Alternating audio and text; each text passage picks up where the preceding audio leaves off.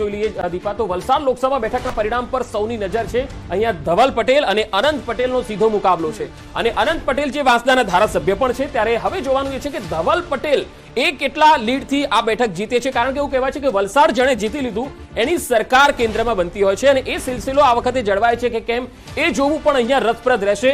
વલસાડ બેઠક એ ભાજપની પરંપરાગત બેઠક રહી છે। અહીંયા માત્ર કપરાડા અને વાંસદા આ બે જ વિધાનસભાની એવી સીટ છે કે જ્યાં કોંગ્રેસનું થોડું પ્રભુત્વ છે અને અનંત પટેલ ત્યાંથી જીતતા રહ્યા, પરંતુ આખી લોકસભાની જો વાત કરીએ તો વલસાડ બેઠક અને વલસાડ જે વિધાનસભા બેઠક છે આ બંને પણ બીજેપીનો બેલ્ટ રહી છે। ત્યારે તમામ પાર્ટીઓની નજર વલસાડ બેઠક પર છે, કારણ કે મેં પહેલા જ કીધું કે વલસાડ બેઠક જે જીતે એની સરકાર કેન્દ્રમાં રચાતી હોય છે। આ સિલસિલો છે એ ભાજપ જાળવી રાખે છે કે કેમ એ જોવું રસપ્રદ રહેશે, પરંતુ અનંત પટેલે દીપા આ બેઠક ઉપર સૌથી વધારે કાંટાની ટક્કર આપી છે અને કેન્દ્રના જે એમની પ્રિયંકા ગાંધી હોય કે રાહુલ ગાંધી હોય અત્યારે હાલ તો રસાકસી ભરી જોવા મળી રહી છે। ખાસ કરીને જે ઉમેદવાર બદલવાનો મામલો હોય ત્યારથી જ આ સીટો ચર્ચામાં આવી હતી। હોળીના દિવસે જ ભાજપમાં હોળીનું નાળિયેર હોમાયું હોય તે પરિસ્થિતિ સર્જાઈ હતી। ત્યારબાદ જે ઉમેદવાર બદલાયા અને ઉમેદવાર બદલાવા બાદ ભાજપ દ્વારા જે વિવિધ પ્રયાસો કરવામાં આવ્યા અને તેને લઈને અત્યારે હાલ તો જે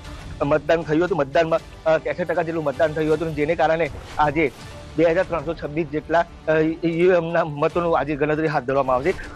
નોંધનીય છે કે અત્યારે હાલ જે હિંમતનગર ગવર્મેન્ટ પોલિટેકનિક કોલેજ છે ત્યાં ખાતે જે ઉમેદવારોને તેના જે એજન્ટો છે તેમને અંદર પ્રવેશ અપાઈ રહ્યો છે। ખાસ કરીને પોલીસ બંદોબસ્ત ગોઠવી દેવામાં આવ્યો છે, કોઈ અનિચ્છનીય બનાવ ન બને તે માટેની પણ હાલ તો તંત્ર દ્વારા કરી દેવામાં આવી છે અને ખાસ કરીને જે ચૂંટણીના પરિણામ બાદ જ ખબર પડશે કે કોણ બાજી મારશે।